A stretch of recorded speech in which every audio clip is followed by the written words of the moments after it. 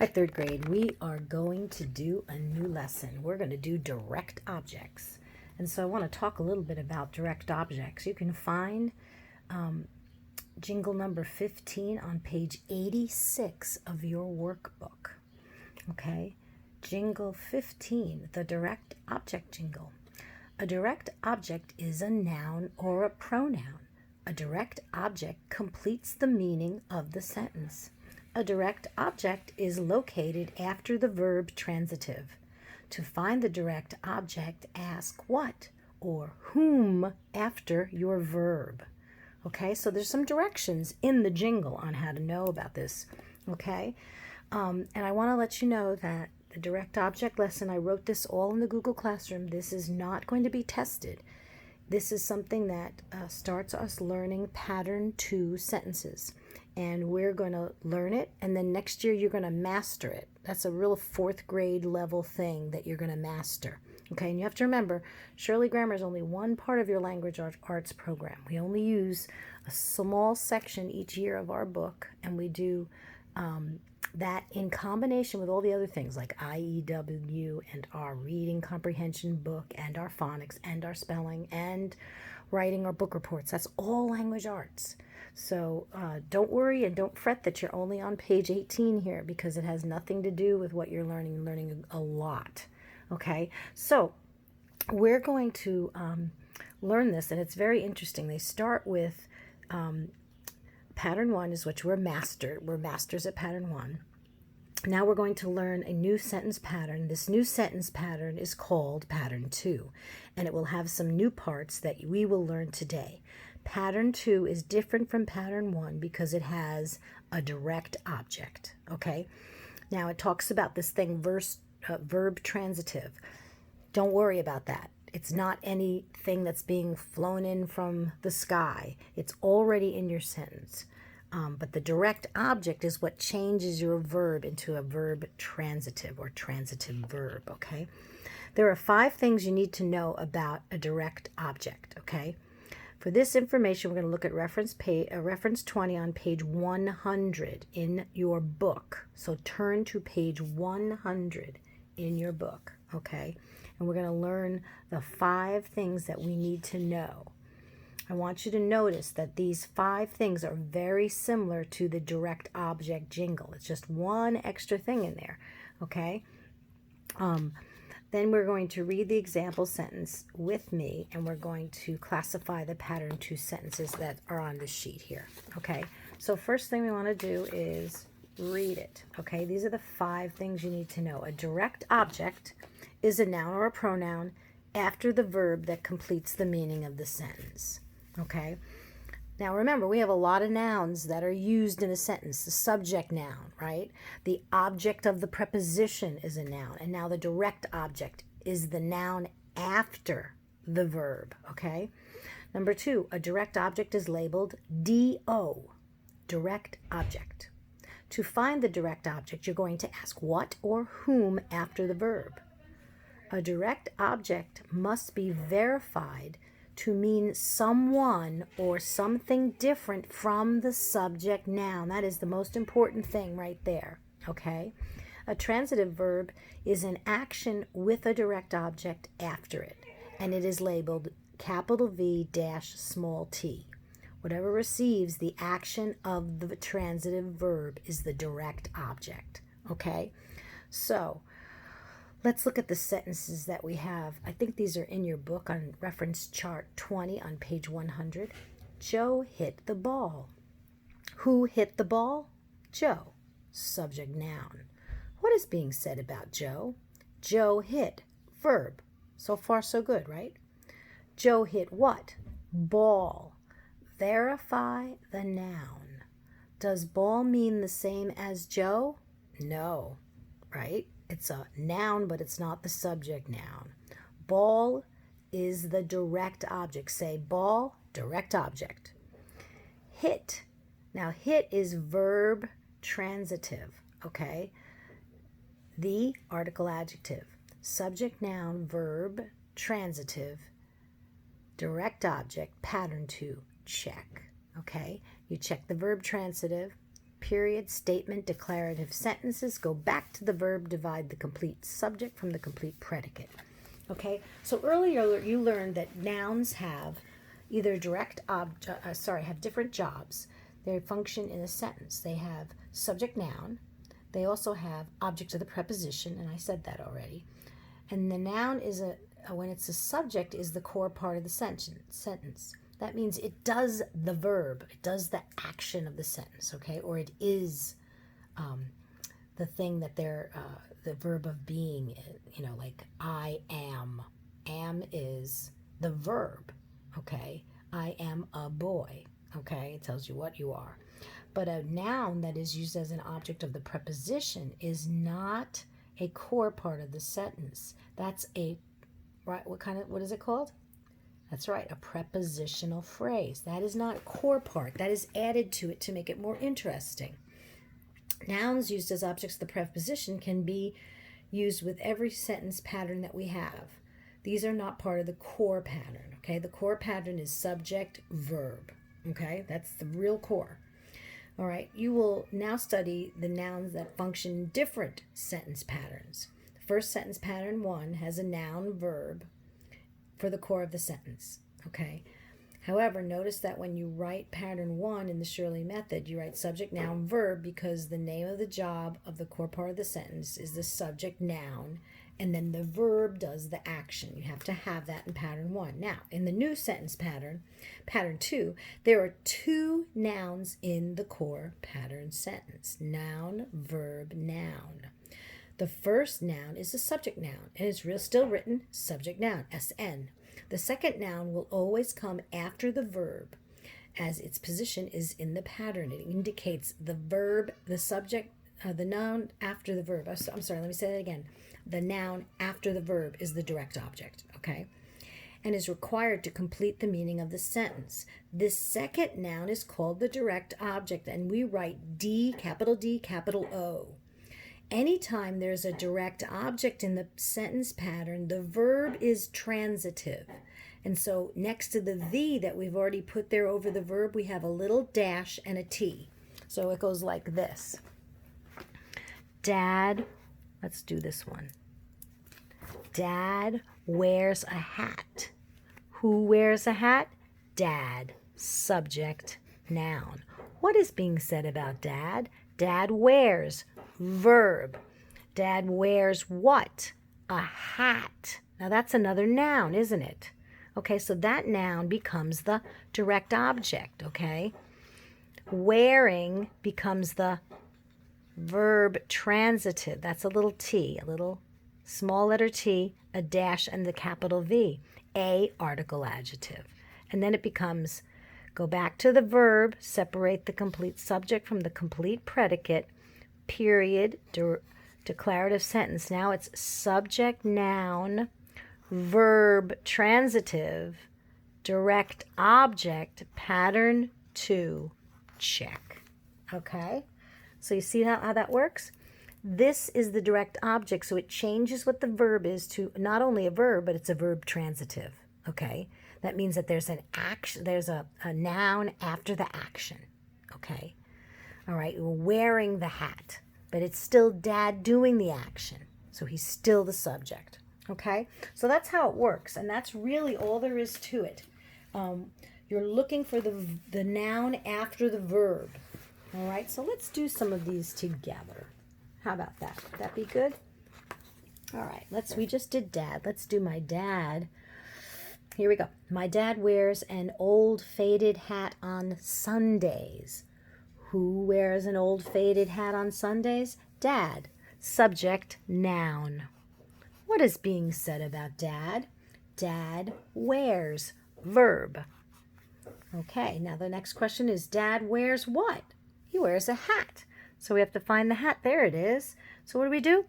That's the direct object. He's wearing the hat. Okay, wearing's the verb, but the hat is the action that is being done to that hat. Okay, by this person. He does the action.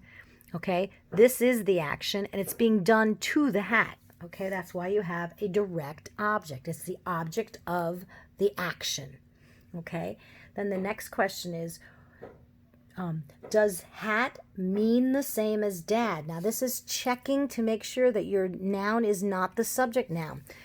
Not the same as dad, right? So we know it's not a subject noun, so it can't. And is it after the verb? Yes, it's after the verb, so there it is. That's the one.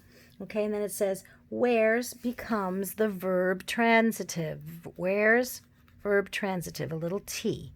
Okay, and then what kind of hat? Faded. So it's describing the kind of hat, and that would be what? What describes a noun?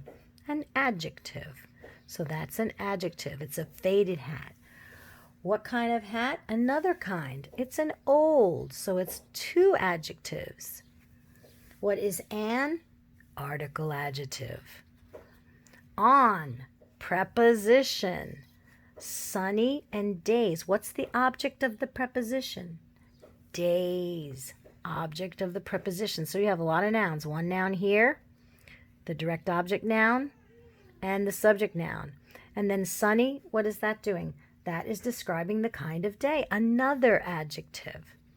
All right, go back to the verb. Divide the complete subject from the complete predicate. Period. Declarative sentence.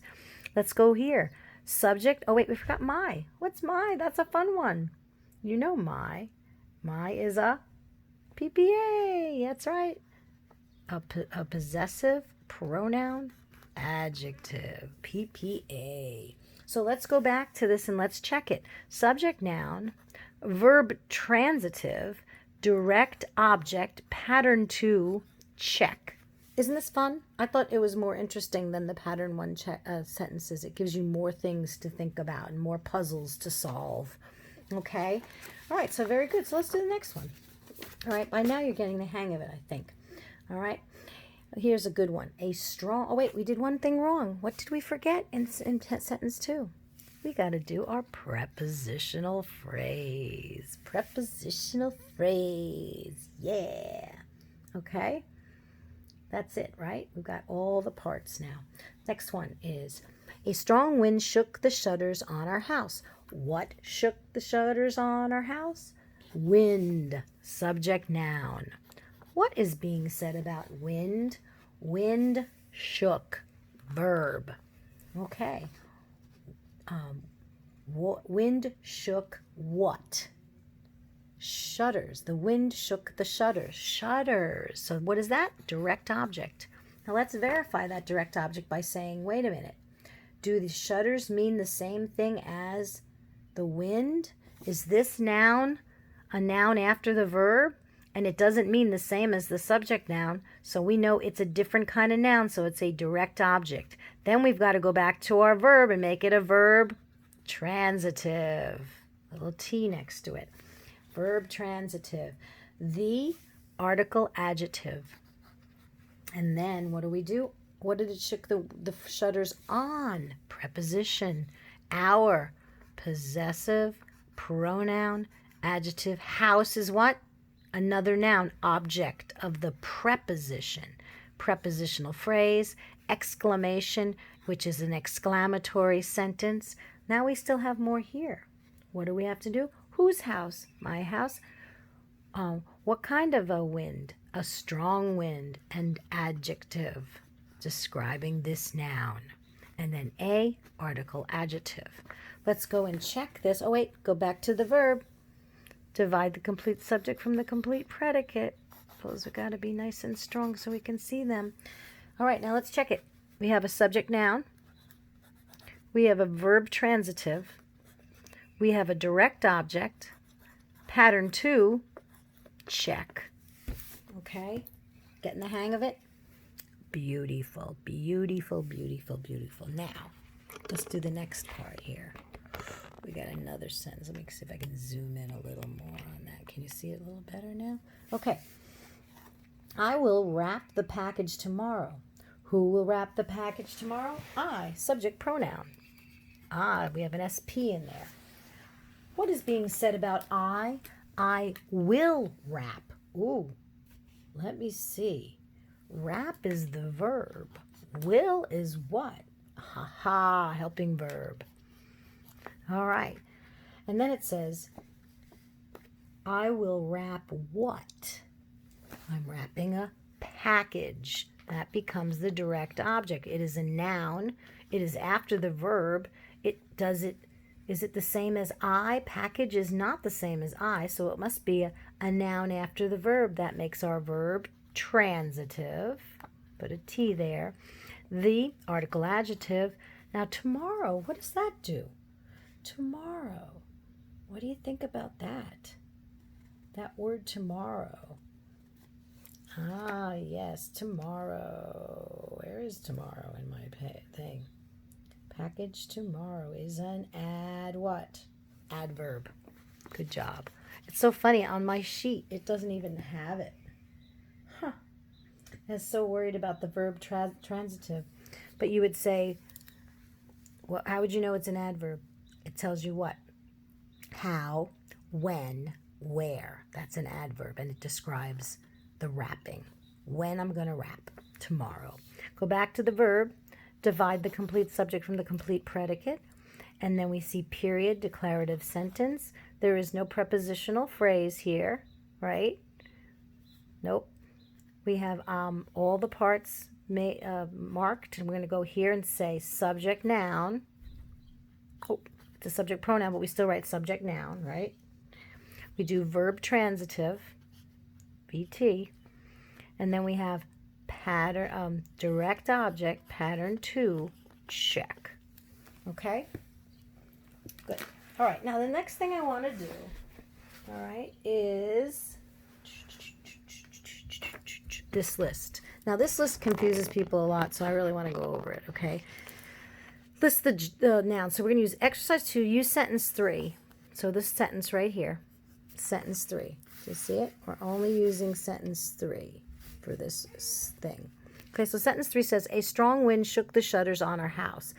First noun that is used is a subject noun, right? The first noun is, there are how many nouns? 1 noun, 2 nouns, 3 nouns. So the first noun is wind. And list the job of this first noun, subject noun. Is it singular or plural? It's singular. Is it a common or proper? And it's just common. It's just wind. What's the simple subject? Wind. Same thing. Don't let that confuse you. Simple predicate is what? Shook. Okay? Now, the next noun, we have this noun. Let's go to the next one. Oh, shutters. Shutters. That is what? A direct object. Is it singular or plural? Well, it is plural, and that's okay. And it's a common. It's just shutters. And then the last noun is house. House is a noun. It's an object of the preposition, OP, and it is what? Singular, and it is common.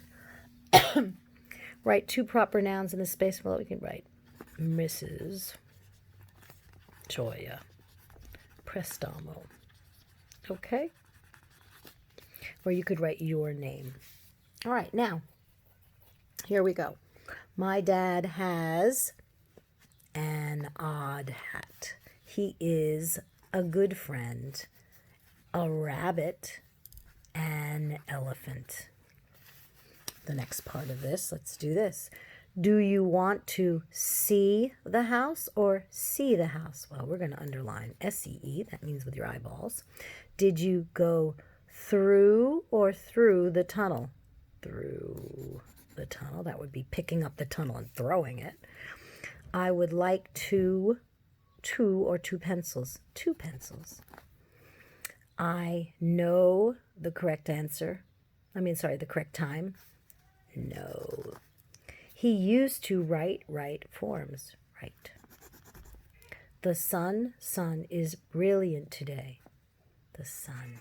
Okay, I'm going to let you do exercise 5 yourself and exercise 6 yourself. Okay, that will be your work for today. If you have any questions, let me know. I'm going to do another page of this because it's fun, isn't it? I think it's fun. I know you don't because it's schoolwork, but we had a good time. Bye.